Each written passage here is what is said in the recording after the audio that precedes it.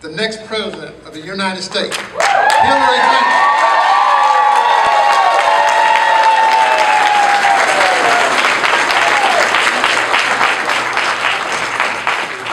My goodness, that was like an altar call.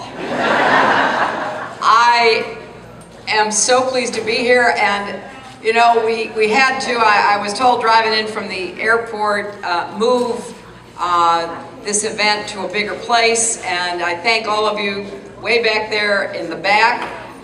Don't tell the fire marshal that we're all jammed in here, but it's exciting to be here with each and every one of you, and I want to thank Senator Matthews for that sermonette and for being so kind to me and such a great advocate for this community, the people he represents, and indeed all of South Carolina, but particularly rural areas, small towns throughout the state.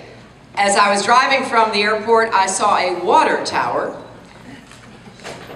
named for him in the industrial park, named for him, that will soon be another example of bringing economic opportunity to rural South Carolina. So, Senator, thank you.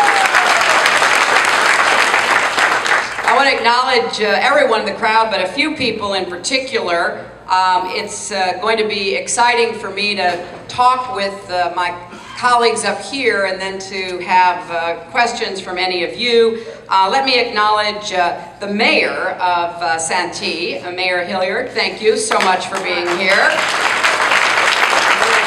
Let me acknowledge the chair of the South Carolina Democratic Party, Chairman Harrison. Thank you very much. The chair of the Orangeburg County Democratic Party, Chairwoman Henderson. Thank you so much. The mayor of Manning, South Carolina, Julia Nelson, whom you will hear from in a minute. And the county administrator of Orangeburg County, Harold Young, who you will also hear from in a minute.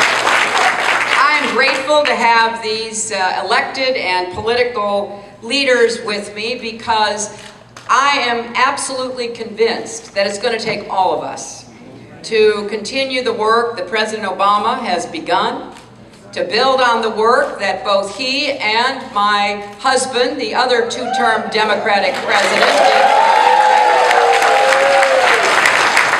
I gave a big speech in a beautiful place in New York City on Saturday in the middle of the East River on an island named Roosevelt Island, in a park called the Four Freedoms Park in honor of Franklin Roosevelt's Four Freedoms speech. And I deliberately chose that place, and the day could not have been more perfect, to make my statement about what I'm running for president to accomplish and how I hope that we will once again join hands as a nation across every line that divides us to make sure help is on the way. And I am guided by the presidencies of both my husband and President Obama because they believed that real and lasting prosperity must be built by all and shared by all. And both of them inherited some difficult problems. And they both went to work. And we as a nation are the better off because they did.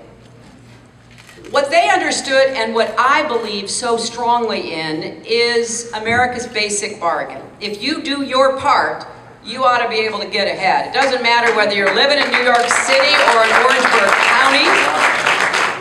And when everybody does his or her part, then America gets ahead.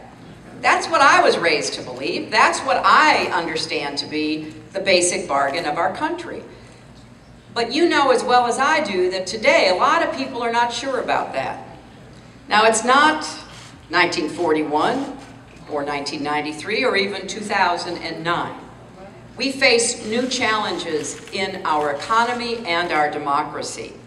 We are still working our way back from a crisis that happened because time-tested values were replaced by false promises. Now, Americans have worked hard to recover from the Great Recession. You worked extra shifts, you took second jobs, you postponed home repairs, you postponed going to college. You figured out how to make it work. So we're standing again, but we're not running the way America should. You see corporations making record profits, you see CEOs making record pay, but your paychecks have barely budged. Now it's your time. It's your time to secure the gains and move ahead. America cannot succeed unless you, your neighbors, succeed as well. I'm running to make our economy work for everyone, for every single American who is willing to work hard and do his or her part, for the successful and the struggling, for everyone who's ever been knocked down but not knocked out. I know that people have a lot of resilience and energy if given just a chance. And I'm not running for some Americans who already agree with me. I'm running for all Americans because I think it's going to take all of us.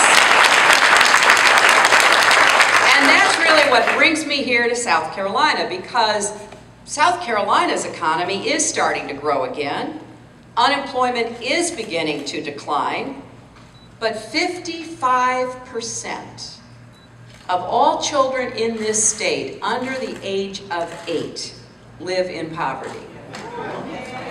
And just 39% of 4-year-olds are enrolled in any kind of pre-kindergarten program. Now, while manufacturing has started to show real signs of life, wages have not. Manufacturing workers earn less on average in South Carolina than they do in 30 other states. Now that makes it harder for people to both get ahead and stay ahead. And I know we can do better. We can build on President Obama's promise zone in Low Country and Congressman Clyburn's efforts to increase investments in high poverty areas. If we work together to build an economy for tomorrow, not yesterday, we can make the I-95 corridor into a corridor of opportunity for everybody along the way.